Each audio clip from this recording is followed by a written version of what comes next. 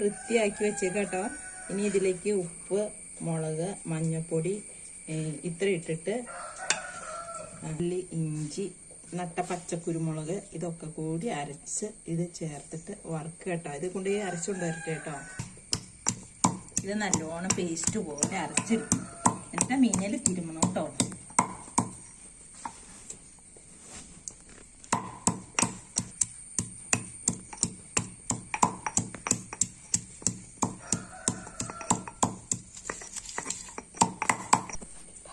കണ്ടോ, അരച്ച പേസ്റ്റ് കൊണ്ടുവന്നിട്ടുണ്ട് കേട്ടോ.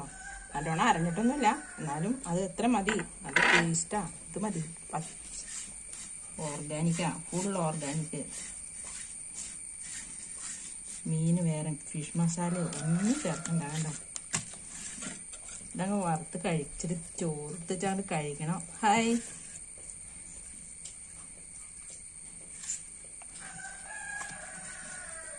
ഇനി 5 മിനിറ്റ് വരെ വച്ചേക്കണം കേട്ടോ.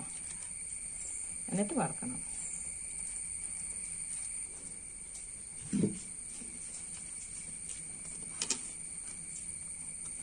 ഇതിനി ഒരു 2-3 മിനിറ്റ് വരെ ഇരുന്നിട്ട് ഇത് വറക്കണം. വേറൊരു കറിയും വേണ്ട. ഇനി ഇത് വെളിച്ചെണ്ണ ഒഴിക്കാനേ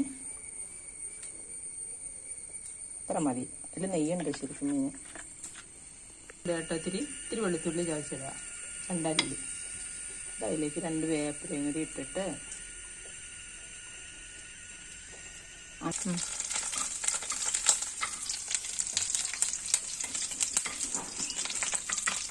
ഇനി എണ്ണയൊക്കെ ചൂടായിട്ടോ.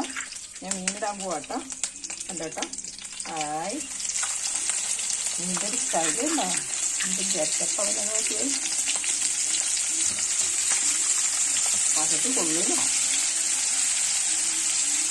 ഇതിലും വലിയ അതിനകത്ത് കിടക്കും കേട്ടോ. അത്ര വലിയതൊന്നുമല്ല.